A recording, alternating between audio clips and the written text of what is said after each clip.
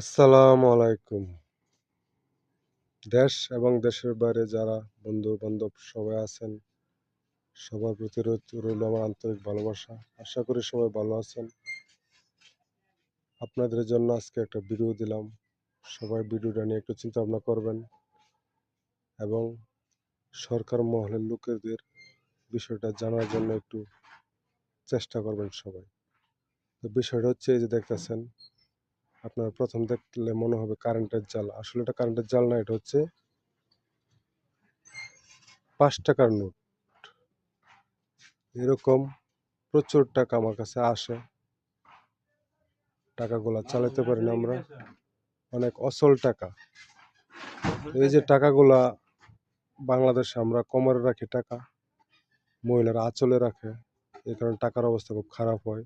সবার কাছে মানিব্যাগ থাকে না। এই যে দেখেন কি অবস্থা টাকাটার, বহু টাকাই অবস্থা। তারপরে আপনার ওই যে বৃষ্টি হয়, বৃষ্টি হলে টাকার অবস্থা আরো খারাপ হয়। যারা দিনমজুর আছে টাকার ওইরকম সেফটি দিতে পারে না, টাকাগুলো নষ্ট হয়। নষ্ট হওয়ার কারণে দেশের টাকা দিয়া প্রচুর টাকা দিয়ে সব টাকাগুলো বানাইতে হয়, দেশের অর্থনৈতিক লস হয়।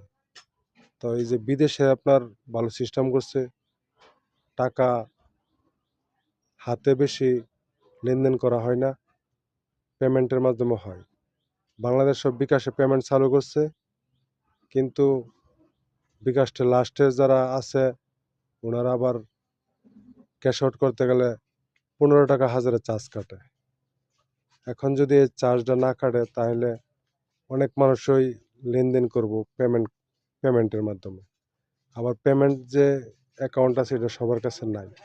এখন বিকাশ বা নগদ বা রকেট এগুলা প্রায় মানুষের কাছে আছে। এগুলো যদি আমরা পেমেন্ট সিস্টেম চালু করে দেয় তাহলে সব লেনদেন মোবাইলে হবে, বা যারা মোবাইলে না বোঝে ক্যাশে হলে আপনার দেখা গেছে কি বাংলাদেশে অনেক টাকা নষ্ট হবে না, ভালো থাকবে, সরকারে অনেক টাকা বাঁচবে। প্রতি বছরে সরকারের অনেক টাকা বানাইতে হয়, টাকা বানানোর কারণে অনেক লস হয় সরকারের।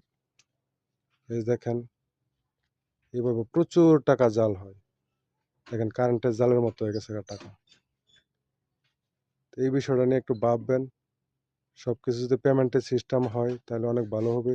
আর লাস্টে যারা ক্যাশ আউট করবে তাদের যাতে পেমেন্ট থেকে যদি ক্যাশ আউট করে যাতে খরচ না কাটে, এই জিনিসটা আপনারা একটু দেখবেন, ভাববেন, একটু চিন্তা ভাবনা করবেন। ভালো থাকবেন সবাই। আসসালামু আলাইকুম।